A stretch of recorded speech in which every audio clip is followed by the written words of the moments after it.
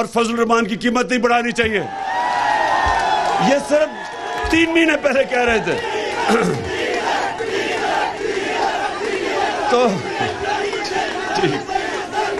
तो इन्होंने कहा, बस इन्होंने कहा कि आपको ना बिजली की, ना तेल की, ना इसकी पेट्रोल की, ना उसकी कीमत नहीं बढ़ानी। अब सुने जरा, एक मिनट सुने सर। अल्लाह याद रखे, अल्लाह अल-हक है, सच का खुदा है। तो 3 महीने में सारी कौम के सामने सच आ गया जब 60 रुपए लीटर पेट्रोल, 60 रुपए डीजल, 10 रुपए यूनिट बिजली, सिर्फ 3 महीने में।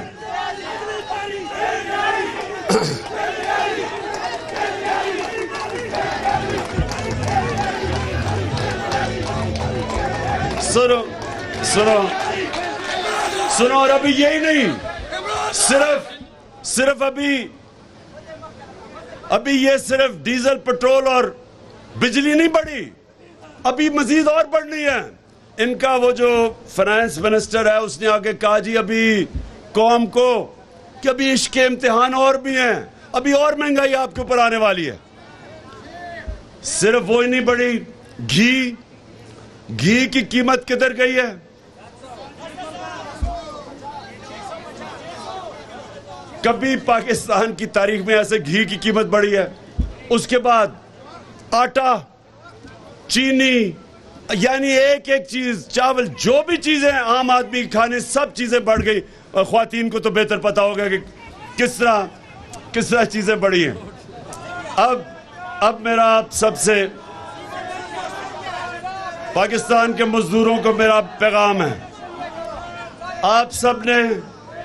आप सबने इसलिए अब मेरे साथ जब मैं कॉल दूंगा उस पे भी निकल लें और इनके ऊपर, इन सब पे इसलिए कि इनको इस मुल्क की अवाम की कोई फिक्र नहीं है। इनको फिक्र वो है जो अमेरिका हुक्म करता है। अमेरिका जो कहेगा ये करेंगे। लिहाजा मैं सारे अपने मजदूरों को आज पैगाम दे रहा हूं कि आप सब ने तैयारी करनी है। जब तक पुरअमन एहतजाज करना एक जमहूरियत के अंदर हम सब का हक है और कोई हुकूमत को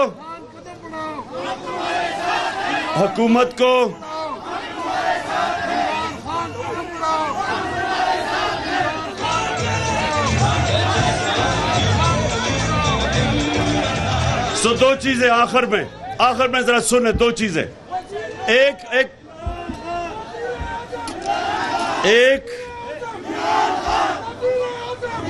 कि आपने अपने हकूक के लिए आपने सब ने पुरअमन एहतजाज की मेरे साथ तैयारी करनी है।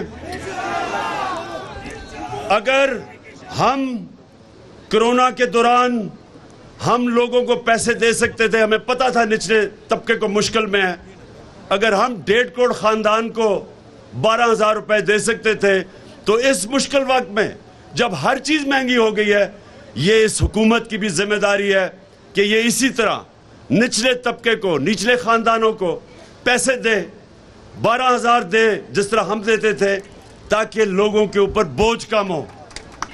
और दूसरी चीज, मेरी आखिरी चीज सुन लो, अब आखिरी बात सुनो। देखे, ये जो हमारे ऊपर चोरों के टोले को हमारे ऊपर मुसल्लत किया है अमेरिका ने, और यहां से जो साजिश हुई है, ये अब समझ जाए कि ये रह गए तो सबसे पहले तो जमहूरियत खत्म, क्योंकि अगर पार्लियामेंट के अंदर ऑपोजिशन लीडर राजा रियाज होगा तो इसका मतलब पार्लियामेंट खत्म है। जो लोटा अगर वो ऑपोजिशन लीडर है जो नून लीग पे टिकट पे लड़ेगा, इसका मतलब जमहूरियत खत्म। फिर FIA खत्म, क्योंकि FIA के ऊपर शहबाज शरीफ खुद आके बैठ गया। जिस तरह मैंने कहा कि बिल्ले को बैठा दिया दूध की हिफाजत करने के लिए, इसने आते साथ ही अपने सारे केसेस खत्म किए। 16 अरब रुपए के केसेस है इसके ऊपर, जिसमें इन्होंने इनके होते हुए डॉक्टर रिजवान जो इन्वेस्टिगेट कर रहा था, पहले वो मरा हार्ट अटैक से। उसके बाद जो नदीम था इन्वेस्टिगेटिंग ऑफिसर, उसको हार्ट अटैक हुआ। फिर फिर गुलजार मरा जो इनकी नौकरी करता था, जिसके अकाउंट में पैसा आया, वो हार्ट अटैक से मरा। और चौथा मकसूद चपड़ासी, 50 साल की भी उम्र नहीं थी, वो दुबई में हार्ट अटैक से मरा है। ये ऐसे ही है जैसे हमेशा एलडीए का रिकॉर्ड जलता था। ये पहले चोरी करते थे, फिर एलडीए का रिकॉर्ड जलाते थे। ये इसी तरह ये एफआईए के अंदर भी अपना रिकॉर्ड साफ कर रहे हैं। नैब के ऊपर बैठ गया। सारे चोरों ने अरबों रुपए की जो चोरी की थी, नैब खत्म। उसके बाद पुलिस का ये हाल है कि हमारे जमाने में कोई बताया हमने किसी के ऊपर झूठा केस किया हो। जब से इन्होंने संभाला है, पुलिस को इस्तेमाल कर रहे हैं लोगों के ऊपर झूठे केसेस, झूठी एफआईआर। मेरे ऊपर कोई 8 एफआईआर है, सारे हमारे लोगों के ऊपर उन्होंने केसेस किए हैं। हमारे दौर में कब हमने कभी किसी, इन्होंने लॉन्ग मार्च की। मैंने तो जब ये बिलावल ने कम पे टांगने वाली मार्च की, और उससे पहले फजलुर रहमान ने 2 दफा लॉन्ग मार्च की। मैंने खुद कहा कि मैं आपको खाना भी भिजवाऊंगा, कंटेनर भी दे दूंगा। हमने कभी कोई कंटेनर रखा, ना इनका रास्ता रोका, ना इनको पकड़ धकड़ की।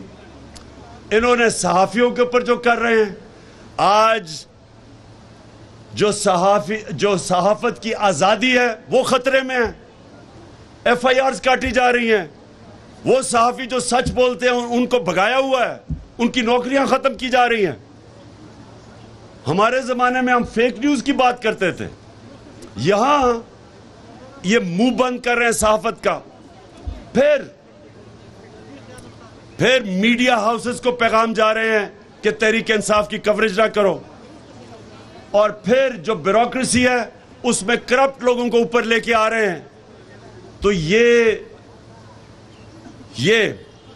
जब से इक्तदार में आए हैं, ये सारे पाकिस्तान का निजाम तबाह कर रहे हैं, इंसाफ का निजाम तबाह कर रहे हैं। और अगर ये रह गए, ये वो नुकसान करेंगे इस मुल्क को। अगर ये रह गए, ये मुल्क को वो नुकसान करेंगे, कोई दुश्मन नहीं कर सकता कि मुल्क के जब सारे इदारों को ये तबाह करेंगे। अपनी करप्शन बचाने के लिए इलेक्शन कमीशन तबाह कर रहे हैं।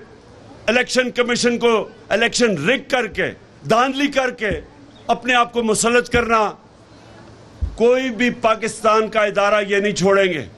और मुल्क जब तबाह होता है, सिर्फ यही नहीं होता कि उसके पैसे चोरी होते, जब इदारे तबाह होते मुल्क तबाह हो जाता है। तो मजदूरों तैयार हो जाओ, मैं आपको कॉल दूंगा और इंशाअल्लाह पाकिस्तान की तारीख का सबसे बड़ा एहतजाज करेंगे इनके खिलाफ।